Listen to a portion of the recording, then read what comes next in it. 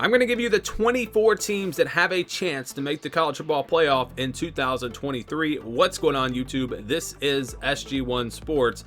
And yes, I believe there are 24 teams that have a chance to make the college football playoff this upcoming season.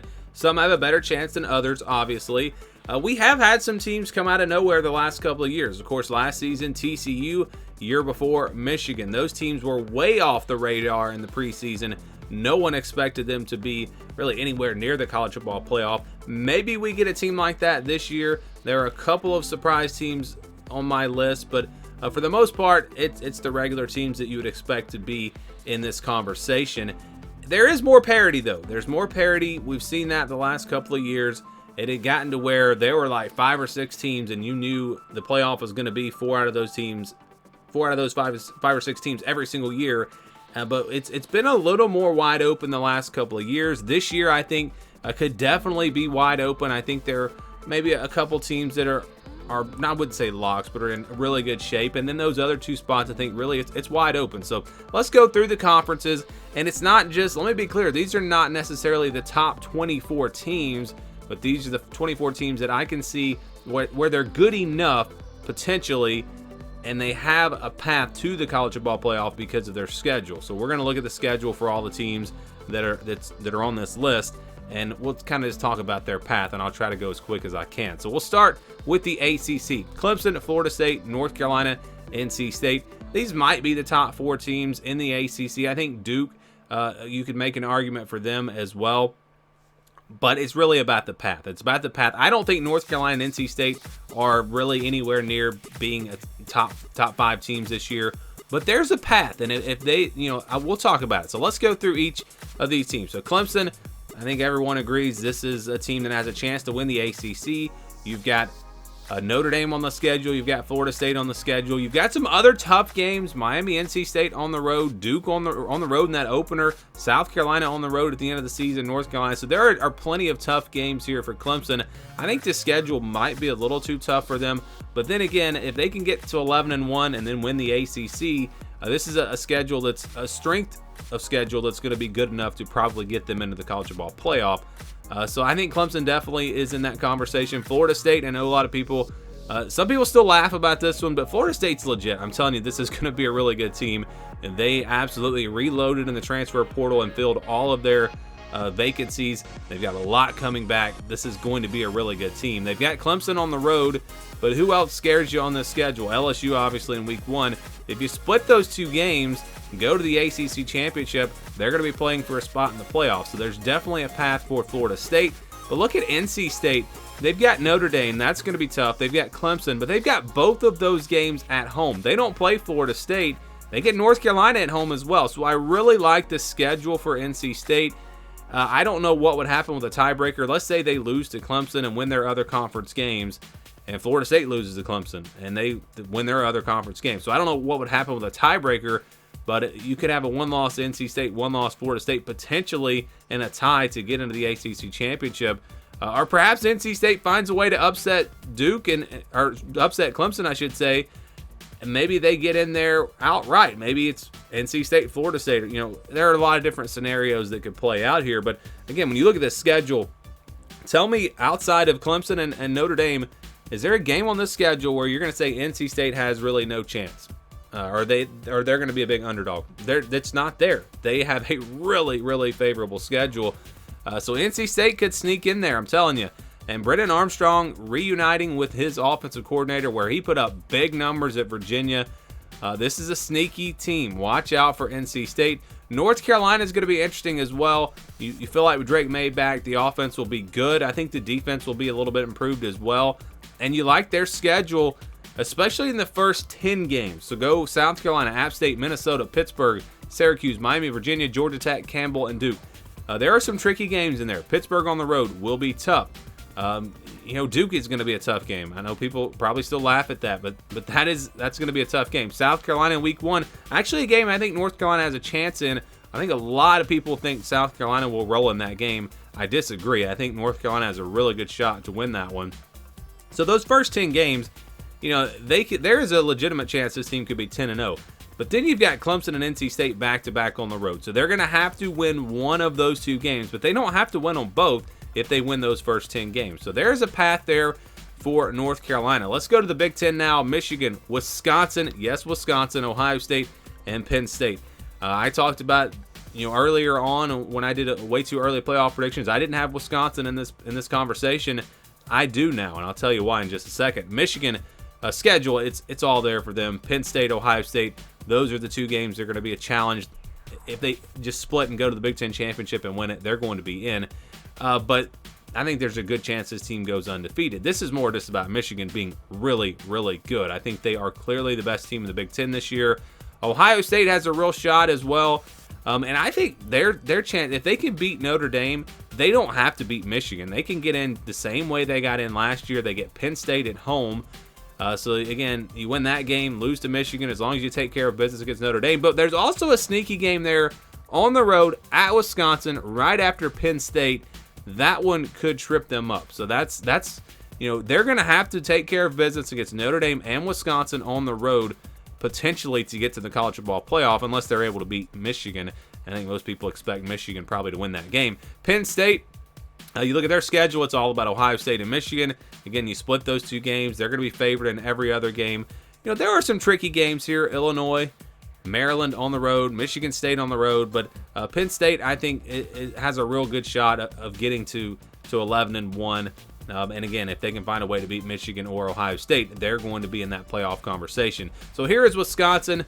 I've evaluated all of these top contender teams, and I've really looked at the rosters. This Wisconsin roster is much better than last year. They've added some players in the transfer portal. They've got some key players coming back on defense.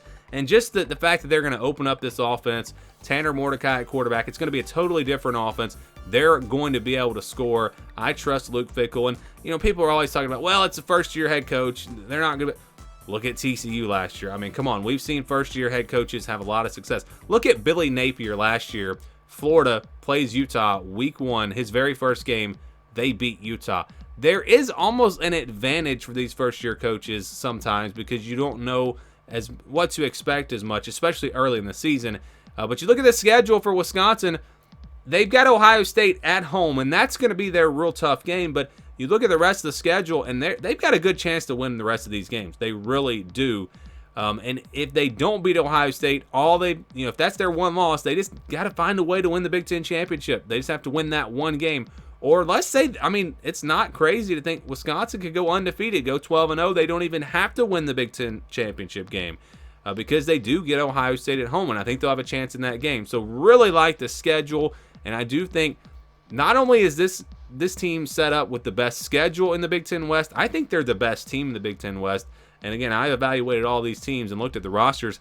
I don't think it's even that close. Wisconsin, if everything comes together, I know there are questions with the new staff and all of that. Maybe it doesn't work, but if that does come together for them this offseason, this team's going to be dangerous. Watch out for the Badgers. Big 12 now, I think you've got 5 teams. Oklahoma, Texas, Kansas State, Texas Tech, and TCU. We start with Kansas State, team that won the conference last year. You look at the schedule.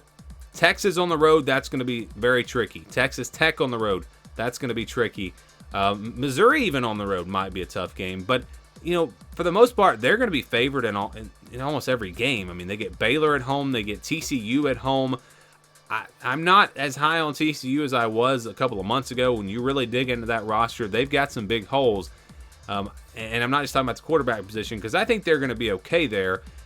It's just across the board, they're missing some key players from last season, so that's a game that Kansas State should be favored in at home.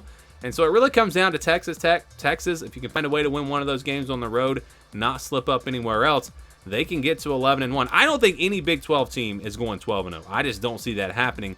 But I do think there is a chance that one of these teams could somehow get out of there at 11-1 and win the conference. I'm not real high on the Big 12's chances of getting into the college football playoff just because this conference is so wide open. But there is a chance, and there is a path for these teams. Oklahoma has a really favorable schedule, nothing in the non-conference. If they can find a way to beat Texas, of course, that's going to be the tricky game. They get TCU at home at the end of the season. They don't play Kansas State. They don't play Texas Tech even. So this is a really favorable schedule for Oklahoma. I don't know if they're going to be good enough. I think they'll be improved this year. They've added some big-time pass rushers. They're going to have a really good defensive line. And so maybe that can help improve that defense overall in year 2 under Brent Venables. The offense, I think, will be good again, as just like it was last year. But it's more about the schedule. The schedule really sets up well for Oklahoma. TCU, their schedule's not too bad either. You do have Kansas State and Oklahoma on the road. I personally, I don't want to give away my predictions, but I don't really see TCU being in this conversation. I just don't think they're going to be good enough. But it is a team that just went to the college football playoff, so I felt like I needed to include them in this video. And, you've got Iowa State, Kansas State, Texas Tech, Oklahoma on the road, Texas, Baylor at home. I think that schedule is just going to be too much for them. But don't count them out. They did it last year, so I'm not going to say there's no chance for them. You got Texas here. I think this is the most talented team in the Big 12.